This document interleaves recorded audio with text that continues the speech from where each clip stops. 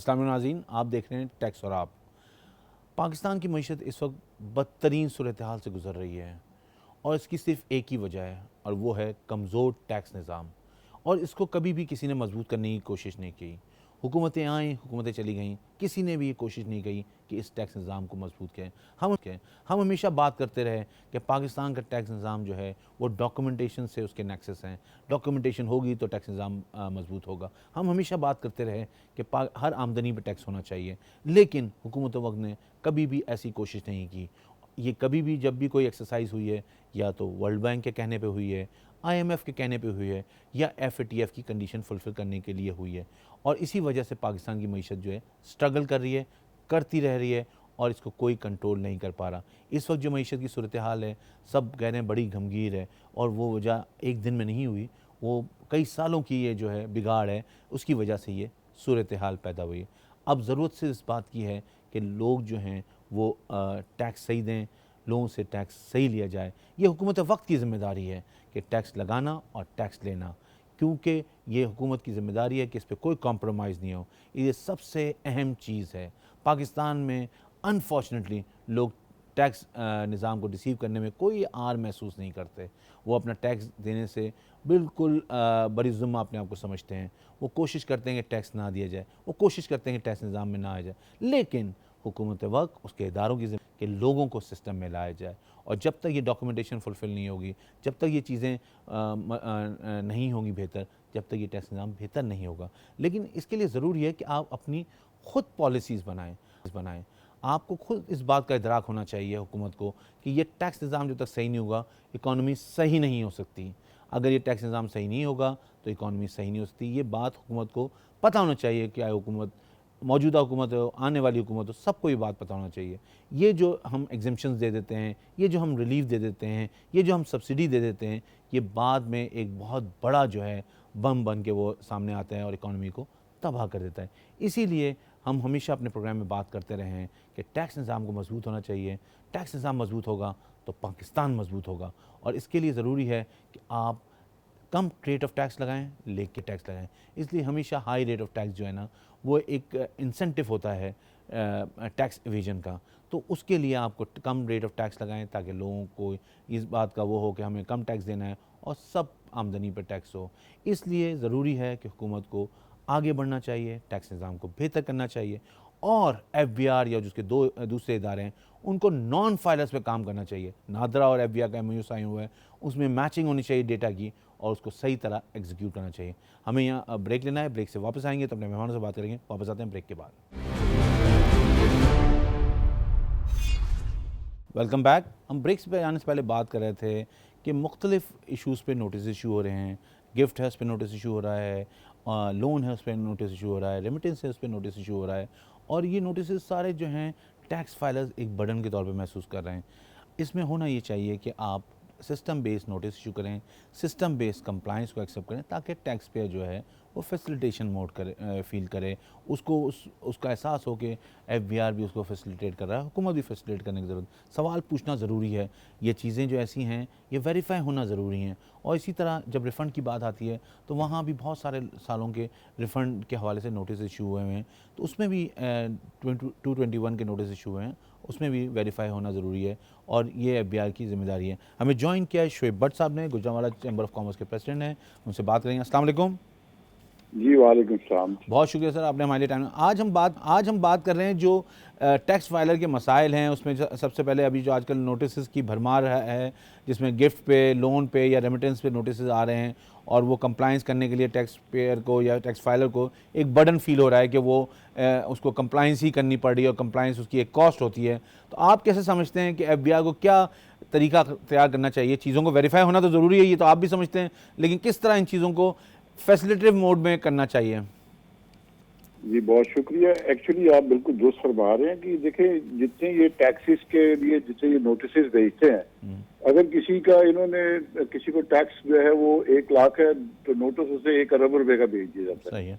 तो जिसके बाद उसको करते करते वो उसको देते देते जितने भी टैक्सेस है वो एंड पे जाके पहले नहीं भी हो तो हाई कोर्ट जाते जाते ट्रिब्यूनल में जाके सारे खत्म हो जाते हैं, ठीक है, क्योंकि इनका कोई वजूद ही नहीं होता। सही है। तो मेरे ख्याल में ये जो है ना शुरू से ही ये जो इनकी एफबीआर की तरफ से है, ये नोटिस और ये जो बड़ा जरूरत है हमें भेजे जाते हैं, अगर इनको सजा जजा के तौर पर जो ऑफिसर भेजते हैं अगर उनको इसकी सजा मिले ना तो कभी भी ऐसे नोटिस ना आए। जिस तरह आपकी बातें पूछे, लेकिन शिव साहब, आप भी समझते हैं कि ऑफिसर जो है ना वो तो डायरेक्शन लेता है पॉलिसी मेकर्स का, पॉलिसी मेकर्स जो है ना वो इसमें सारा बिगाड़, मैं समझता हूं कि वो इसलिए कि वो तो जो नीचे फील्ड में कहेंगे वही नोटिस इशू होंगे, अगर वो रोकना चाहेंगे तो रोक देंगे। डेफिनेटली पॉलिसी ऐसी नहीं होनी चाहिए। देखिए जैसे दफा 113 के तहत कम अज कम टैक्स की शरह 0.5% ज्यादा नहीं होनी चाहिए। जैसा विद होल्डिंग टैक्स का हमें एजेंट बना दिया गया है, वो हमारा काम नहीं है। और जो आप अगर आप सेल टैक्स के ऊपर देखें तो वो 17-18% सेल टैक्स है, उसमें जो लोग ऑलरेडी दे रहे हैं वही बार बार उसके नेटवर्क में और उन्हीं पे बोझ डाला जाता है। अगर आप सब लोगों को लेके आए और उसको सेल टैक्स को 12% पे कर दें तो वो लोग, ये पॉलिसी तो देखें जो पॉलिसी मेकर्स ने बनानी है। तो मौजूदा गवर्नमेंट जो है, मेरी तो उनसे दरख्वास्त है कि जो पहले गवर्नमेंट के हालात थे और उसको अब दोबारा ये गवर्नमेंट आई तो इनको चाहिए कि ये इसके टैक्सेस को और पॉलिसीज को इस तरह बनाए कि लोग ज्यादा से ज्यादा टैक्स दे और टैक्स नेटवर्क में आए। शेर साहब, लेकिन आप बिल्कुल बजा फरमा रहे हैं, लेकिन बात ये हो रही है कि जब अभी आपने सुना होगा पॉइंट ऑफ सेल के बारे में जो एक पूरा एक शोर मचा हुआ था, और जहां भी जाएं अभी भी पॉइंट ऑफ सेल पूरी तरह इंप्लीमेंट नहीं हो पा रहा, तो आप इसको कैसे देखते हैं कि लोग भी रेजिस्ट करते हैं कि चीज़ों को डॉक्यूमेंट नहीं होना चाहिए? नहीं सर, देखिए ये गलत है। जो लोग बेशक रेजिस्ट करें, मैं तो being a chamber of commerce president I condemn that. हमें सबको पीएसओ जो है वो लगवाने चाहिए, लेकिन उनकी शरह जो है सेल टैक्स की इन्हें कम करके 5% पे ले आना चाहिए ताकि सब लोग पहले इस नेटवर्क में आ जाएं। देखिए मुल्की हालात पहले ही बहुत इस तरह के हैं। आप डॉलर का रेट चेक करें, जितने ट्रेडर्स हैं, जितने इंडस्ट्रियलिस्ट हैं, वो बहुत मुश्किल में। आप यकीन जाने आज 202 रुपए की टीटी लग रही है, और जिस तरह की पहली गवर्नमेंट जिस तरह के मसाइल छोड़ के चले गई है, तो नई गवर्नमेंट के लिए ये एक बहुत बड़ा चैलेंज है। जब तक आप लोग इन टैक्सेस को कम नहीं करेंगे और इनको सिंगल टैक्स सिस्टम की तरफ नहीं लेके जाएंगे तो लोग, बहुत मुश्किल है कि आपको बिल्कुल वो रेजिस्ट करेंगे, तो पीओएस की तरफ भी नहीं जाएंगे, वो इससे भागेंगे। तो इनको लोगों को इस तरफ कन्वेंस करने के लिए तो बड़ा जरूरी है सिस्टम की तरफ आए, टैक्स के रेट कम करें और पॉलिसीज जो है वो फ्रेंडली होनी चाहिए बिजनेसमैन के साथ। लोग टैक्स देना चाहते हैं, लेकिन जब आप 1 लाख की जगह 1 अरब रुपए का टैक्स मांग लेंगे तो फिर लोग प्रेफर करते हैं कि यार 1 लाख रुपए जो है ना वो बाहर से दे के तो अपनी जान छुड़ाई जाए। अच्छा, बिल्कुल जो पॉलिसीज हैं वो फ्रेंडली होंगी तो लोग टैक्स भी देंगे। अच्छा, लेकिन सर अगर हम देखें तो हमारे अभी तक फाइलर 30 लाख फाइलर हैं, और जो कि 22 करोड़ की आवाम में कुछ भी नहीं है, तो ये बढ़ नहीं पा रहे। आपकी भी चैम्बर है, मुख्तलिफ चैम्बर कॉमर्स हैं, वो अपने मेंबर्स को रजिस्टर करती हैं, उनको फाइलर बनाती हैं, लेकिन कौन लोग हैं जो कारोबार कर रहे हैं और वो क्या कहते हैं, रजिस्टर भी नहीं हो रहे? मैंने इस सिलसिले में एक लेटर लिखा था जी मिनिस्ट्री ऑफ कॉमर्स को कि जितने चैम्बर ऑफ कॉमर्स के मेंबर्स हैं जो निल की रिटर्न भेजते हैं उनको वोट देने का इख्तियार ही खत्म कर देना चाहिए। देखिए अगर एक बंदा है वो रिटर्न भेजता है निल की और आप उसे प्रेसिडेंट चैम्बर ऑफ कॉमर्स तक ले जाते हैं या फेडरेशन का प्रेसिडेंट उसे बना देते हैं, मेरा ख्याल है ये अनफेयर है और इसी से लोगों को तकवीयत मिलती है कि हम लोग टैक्स नेटवर्क में ना भी आए तो कोई फर्क नहीं पड़ता। बेसिकली तो होना ये चाहिए कि जो बंदे काम कर रहे हैं, आप जो 3% वैल्यू, जो 3% टैक्स आप कहते हैं जी, जो नॉन सेल टैक्स रजिस्टर्ड है उनको 3% और दें और जो सेल कर लें, ये होना ही नहीं चाहिए। जब आप इस तरह के रखेंगे तो लोगों को प्रिविलेज मिलेगा और वो इसका फायदा उठाएंगे। फिर टैक्स के में तो पूरी दुनिया में जिस चीज से आप उसका फायदा उठा सकते हैं तो उससे आप कर सकते हैं। तो ये होना आप ये समझते हैं कि उनको रिप्रेजेंटेशन का हक नहीं होना चाहिए जो लोग टैक्स नहीं दे रहे या निल रिटर्न फाइल कर रहे हैं? बिल्कुल नहीं होना चाहिए जी। निल रिटर्न का तो देखें कि क्यों उन्हें रिप्रेजेंट क्यों वो अपनी बिजनेस कम्युनिटी करें कि अगर वो निल वो बिजनेस ही नहीं कर रहे और वो अरबों करोड़ों रुपए का काम कर रहे हैं, वो निल शो कर रहे हैं, तो क्यों वो करें? मेरा ये ख्याल है जी बताइए, प्लीज बताइए आप। जी मेरा ये ख्याल है कि देखें जितना आप टैक्स नेटवर्क को बढ़ाना चाहे वो बढ़ सकता है, लेकिन उसके लिए जिस तरह आपने शुरू में बात की कि ये फ्रेंडली होना चाहिए और पॉलिसीज जो हैं वो इस तरह की होनी चाहिए। अब देखिए फर्दर टैक्स पे देखें आप, अगर आप बिजली के बिल अगर अभी कभी निकलवा के देखें जी। तो उनमें इतने टैक्सेस होते हैं कि बंदा का दिमाग घूम जाता है कि यार ये इसमें क्या क्या है। सही तो है। एक बंदा एक चीज बेच लेता है, बेचने के बाद उसे 3 माह बाद कहा जाता है कि यार ये आपका जो है ना ये फर्दर टैक्स इसमें ऐड हो गया है। वो लोग किस तरह से करेंगे? आप अच्छा, सिंगल टैक्स सिस्टम बिल्कुल 25%, बिल्कुल आपकी बात 20% बिल्कुल सही है, बिल्कुल वाज़ेह हो गई। अच्छा, ये जो इंडस्ट्रियलाइजेशन पाकिस्तान का, लोग कहते हैं कि वाहिद हल है, अगर एक्सपोर्ट नहीं होंगी तो पाकिस्तान की इकॉनमी सर्वाइव नहीं कर पाएगी। फिर हुकूमत, जो पिछली हुकूमत थी, उसने एक एमनेस्टी भी दी थी इंडस्ट्री में इन्वेस्ट करने के लिए। तो आप क्या समझते हैं कि बिजनेसमैन ने इसको कंसीव किया है, वो इस तरफ जा रहे हैं, लोग इंडस्ट्री लगाने पर तैयार हैं, या लोग अभी तक जो हैं वो पूरा इत्मीनान नहीं है उनको कि वो इंडस्ट्री लगाएंगे तो उसके रिटर्न उनको मिल सकेंगे? एक्चुअली देखें, जो जितने काम भी हमारे पाकिस्तान में हो रहे हैं वो सारे, उसका अगर वो हम लोग कोई इंडस्ट्री लगा भी लेते हैं तो देखें उसकी जितना रॉ मटेरियल है वो सारा इंपोर्ट किया जाता है। अब वो आप उसको पॉलिस्टर यार्न पे देख लें, आप उसे एक्रेलिक पे देख लें, आप उसको बूस्टेड पे देख लें, ये सारा रॉ मटेरियल जो है ना वो इंपोर्ट किया जाता है। तो उसके बाद भी आपका ट्रेड डेफिसिट इतना बढ़ जाता है कि लोगों को यही समझ आती है कि आखिरकार जब डॉलर के रेट का इतना फर्क आ गया, वो यही समझते हैं कि जो है ना नई इंडस्ट्री लगाने से बेहतर है कि हम लोग ट्रेड कर लें, और ट्रेडिंग को वो ज्यादा बेहतर समझते हैं। या जो स्क्रैप, मेटल स्क्रैप है उसको इम्पोर्ट करें और उसको दोबारा री एक्सपोर्ट कर लें, की तरफ रुझान है। लेकिन नया बिजनेस तभी लगेगा जब आप बिजनेसमैन को प्रॉपर इस चीज की श्योरिटी देंगे कि ये इतना आप माल बनाएंगे जिस तरह चाइना करता है, और इसको सेल आउट हम लोग करेंगे। गवर्नमेंट जैसे एक्सपोर्ट जोन जो बनाए उस पर भी आप अगर नहीं, गौर करें लेकिन तो शेख साहब, लेकिन ये डिसाइड क्यों नहीं कर लेती गवर्नमेंट कि हम अब इंडस्ट्रीज नहीं लगा सकते? क्योंकि बिजनेसमैन तो हमेशा अपना इनपुट देते रहते हैं कि हमारे लिए बहुत मुश्किल है इंडस्ट्री लगाना। तो ये दुबई बेस्ड हम अपनी इकोनॉमी क्यों नहीं बना सकते हैं? बनाई जा सकती है जी। देखिए वो देखिए स्टेबिलिटी नहीं है ना जी, गवर्नमेंट्स की स्टेबिलिटी हो। अगर जितनी गवर्नमेंट आए तो वो 3-4 साल तक सिर्फ इंतकाम की सियासतें करते रहे तो वो किस तरह इंडस्ट्री लगेगी या किस तरह काम होंगे? सही। काम भी होते हैं जब आपकी तवज्जो हो कि इंडस्ट्री की तरफ हो। आज अगर 3-4 साल तवज्जो दी जाती तो आज बेहतर सूरत हाल होती। देखिए आप इंडस्ट्री को लगाने की तरफ तो कोई तवज्जो नहीं दी गई। एमएनएसटी अगर दी गई तो मशीनरी की तरफ दी गई कि आप मशीनें इंपोर्ट कर लें, लेकिन आप उसकी बरक्स देखें तो आपने रियल स्टेट में एमएनएसटी दे दी। अगर प्लाटों पे एमएनएसटी आप दे दें कि लोग रियल स्टेट पे काम करें और इजी मनी कमा सकते हैं तो कौन इंडस्ट्री लगाएगा? एमएनएसटी तो होनी चाहिए थी बिजनेसमैनों के लिए। तो आपने रियल स्टेट पे एमएनएसटी दे दी तो सब पैसा जो है उधर पार्क हो गया, जमीनों में पार्क हो गया उससे। तो उस वजह से बिजनेसमैन तो कभी भी नहीं ये चाहता कि वो इतने लंबे चौड़े मसले में पड़े। वो इजी जो उसको नजर आया तो वो लोगों का पैसा भी निकल के सारा मट्टी में पार्क हो गया और बिजनेस की तरफ, नई फैक्ट्रीज की तरफ। तो आप ये कह रहे हैं कि इसका मतलब ये कि बिजनेसमैन चाहता है कि इन्वेस्ट करे और वो चाह रहा है कि पाकिस्तान में इन्वेस्ट करे, लेकिन हुकूमत वक्त जो है वो सही इन्वायरमेंट दे तो लोग इन्वेस्ट करने के लिए आगे बढ़ेंगे। Definitely sir, this is true. और ये पॉइंट ये कभी हो ही नहीं सकता कि जो इंडस्ट्रियलिस्ट है उसको किसी और चीज में मजा ही नहीं आता। लेकिन जब आप उसके लिए इस तरह के मसाइल खड़ा कर देंगे कि उसके कंपैरेटिवली जो लोग काम कर रहे होंगे वो जमीनों से, वो एक बंदा जो है वो सड़क पे हो और एक बंदा, जैसे मैं कहता हूँ मैराथन रेस का दादा लगा लें कि मैं और आप कट्ठी मैराथन रेस में दौड़ लगाएं तो आपको कोई मोटरसाइकिल में बिठा के तो एंड पॉइंट पे ले दे तो मैं मुंह देखता रह जाऊं। इंडस्ट्री वालों के साथ भी ऐसे ही हो रहा है कि देखें जिन लोगों ने सोसाइटियां काटी हैं, आपने उन्हें एमएनएसटी दे दी कि लोग सब का सब जितना पैसा था वो इंडस्ट्रियलिस्ट निकाल के उन्होंने, और जो लोग फर्स्ट सेकंड थर्ड बायर थे। ठीक है, तो आपका कहने का मतलब ये बिजनेस कंड्यूसिव एनवायरनमेंट क्रिएट करें ताकि लोग आगे बढ़ें। बिल्कुल, डेफिनेटली। ठीक है, बहुत शुक्रिया शोएब साहब, आपने हमारे वक्त निकाला। हमारे साथ मौजूद थे president Gujranwala chamber of commerce Shoaib Bhatt साहब, और वो बता रहे थे कि लोग तैयार हैं इन्वेस्टमेंट करने के लिए।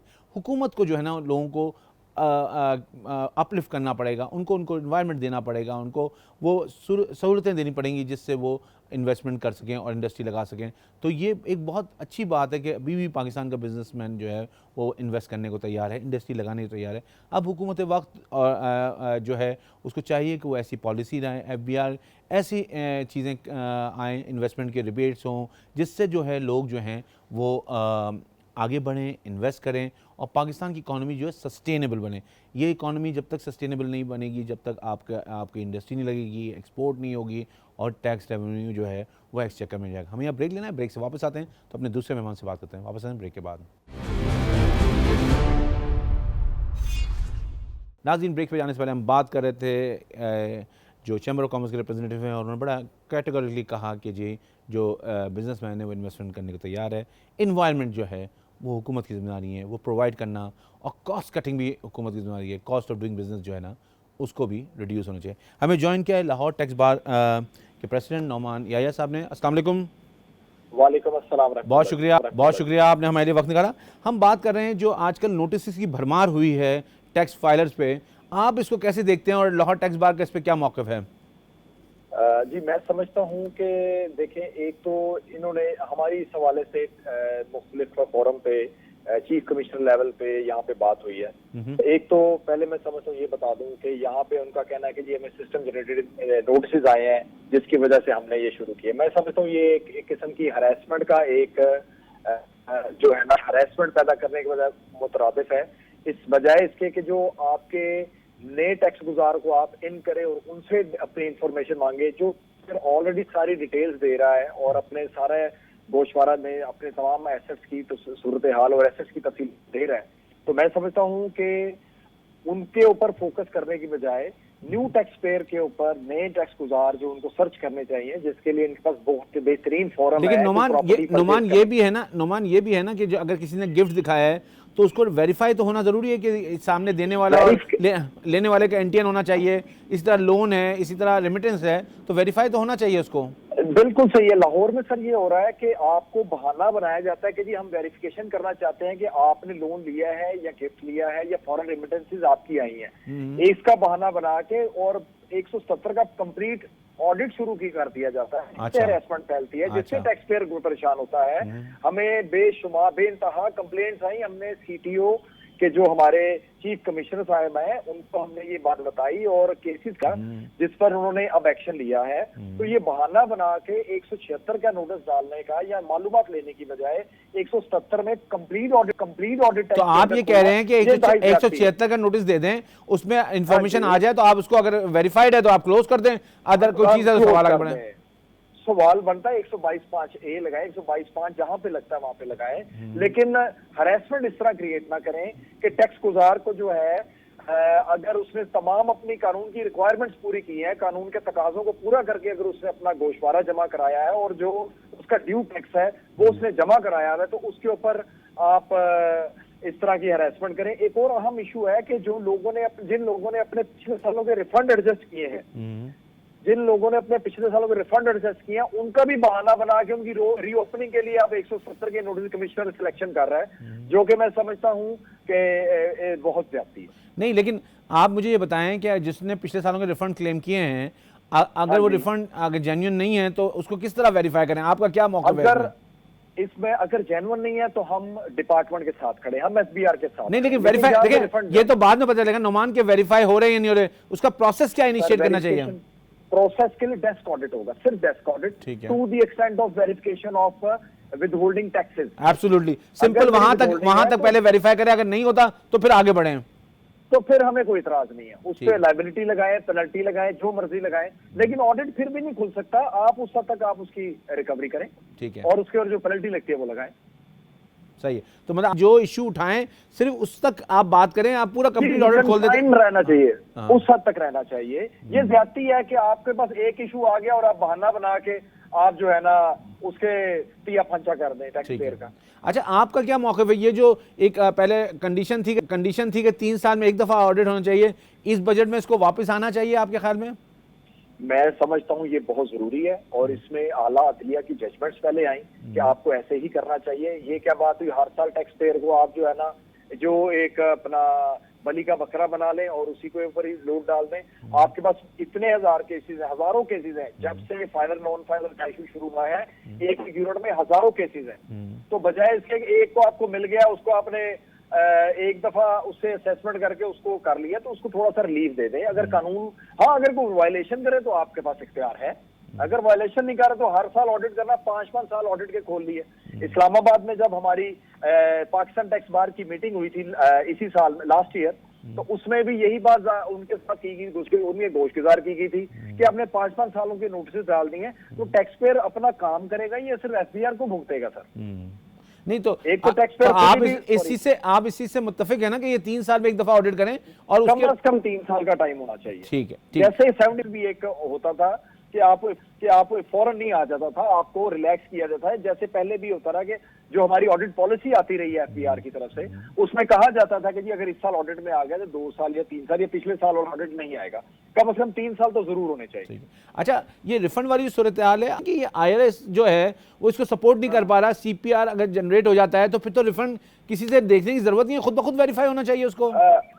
वेरिफिकेशन में कुछ मैं समझता हूँ जो सरकारी इदारा जाता है ना, वहाँ उस हद तक अभी भी थोड़ी सी कबाहत है, और उसको जो सरकारी इदारे हैं उनको जरा अपलिफ्ट करने की जरूरत है। सही है, उधर जरा दुश्वारी आ रही। बाकी CPR तो अगर अब बन गया तो अब तो पुराने फंड है सर, 2014-15 के हैं, उनके तो CPR वगैरह नहीं ना आने सर, जो मैंने एडजस्टमेंट ली। नहीं, मैं सब्सिक्वेंट बात कर रहा हूँ, जब आ गया था CPR उसके बाद से तो इनको जरूरत नहीं होनी चाहिए नोटिस इशू करने। फिर तो वेरिफिकेशन सर, फिर तो जरूरत ही नहीं होनी चाहिए। अब यहाँ पे ये हो रहा है कि आप ऑनलाइन रिप्लाई फाइल करते हैं जी, ऑनलाइन रिप्लाई के बाद जब अगर आप टैक्स की फिर अगर हमने डिपार्टमेंट को नहीं मिले और उनको कागज दोबारा नहीं दिए, उनको परसू करना पड़ता है, भाई हमारा ये रिप्लाई आ गया, इसको प्लीज देख लो।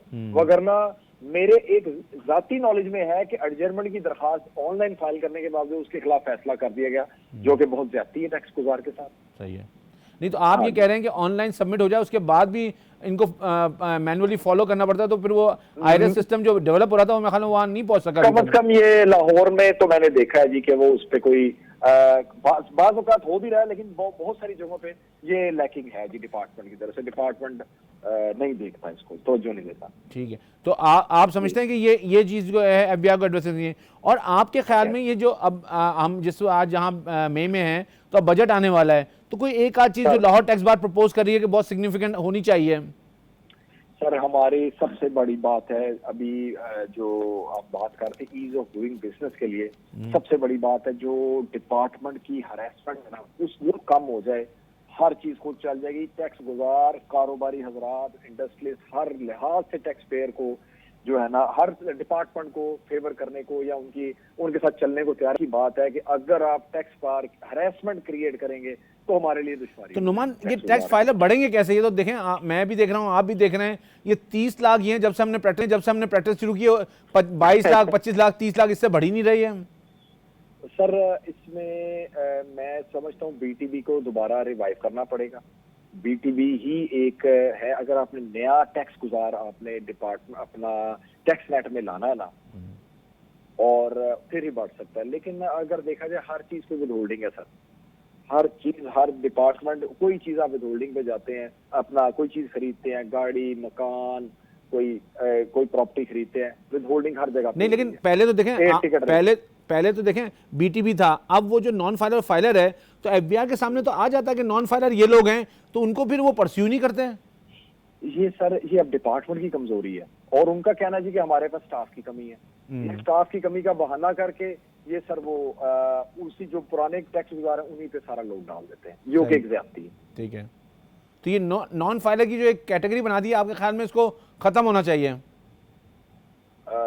मसलन जैसे एक इन्होंने रेट दे दिया ना कि अगर मैं नॉन फाइलर हूँ और आप फाइलर हैं तो आपका 6% कटेगा, मेरा 12%, लेकिन मैं फाइल नहीं कर रहा, 12% की कॉस्ट बेयर कर रहा हूँ। वो कॉस्ट बेयर कर रहे हैं, ये डिफरेंस रहना चाहिए। इससे सर लोग आते हैं, हमारे और आपके मुशाहदे में ये बात गुजरी है कि बाज लोग रिटर्न बना लेते हैं, और जब सालाना गोशवारा है उसको टाइम पे नहीं अदा करते। जब ये फाइलर नॉन फाइलर वाला इशू मार्च में जाके तो लोग आते हैं गोशवारा जमा कराना चाहते हैं। इसमें तो इस सिलसिले में तो ये फाइल सिलसिला ऐसे ही रहना चाहिए इस हद तक, ताकि आपके टैक्स गुजार की को जो है ना अवेयरनेस हो कि आइंदा मैंने ऐसे नहीं करना है। पेनल्टी लगाएं लेट फाइलिंग की 182 के अलावा, अगर कोई बनती है तो उसका ऑडिट करें और उससे टैक्स लें, ताकि इस हवाले से मैं समझता हूँ कि हमें डिपार्टमेंट को अगर कानून के मुताबिक काम करे तो हमें कोई इतराज नहीं है। लेकिन डिपार्टमेंट अपनी एनर्जी सारी फाइलर पे खर्च कर रहा है, ये बात है। नॉन फाइलर के लिए आप उनको खुद कोशिश करनी है, 114 के नोटिस डाल के, 182 के नोटिस डाल के सिस्टम खत्म कर देता है, उससे आगे कोई कार्रवाई नहीं होती।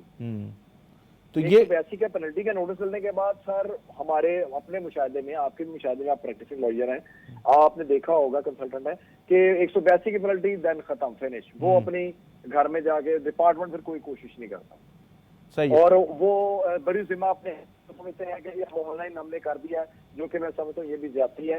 तो मेरे ख्याल में हम इस बात पे एग्री मुत्तफिक हैं कि जो नॉन फाइलर है उस पे एफबीआर को अपनी एनर्जी, अपनी एफबीआर को कैपेसिटी इस्तेमाल करनी चाहिए। जी जी, देखिए हमारी बात एक तो हो गई कि 3 साल बाद हमारा हो जी, एक ऑडिट हो गया, 3 साल का टाइम होना चाहिए। दूसरा, अगर आपने टैक्स गुजार नहीं बढ़ाने हैं तो नॉन फाइलर की तरफ तवज्जो दें।